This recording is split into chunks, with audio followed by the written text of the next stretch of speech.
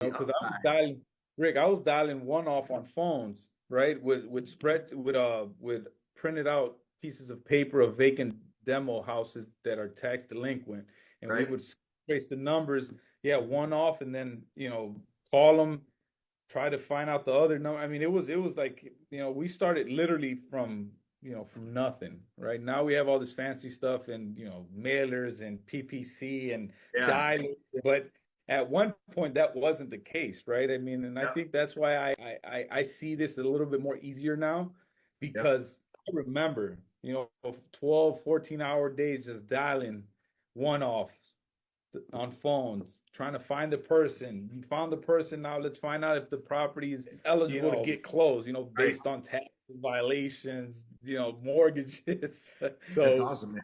You went through the ringer, and that's what created all your success, man, is because the majority of the people that get to that point, they quit because what they saw on Instagram wasn't reality, right? yeah.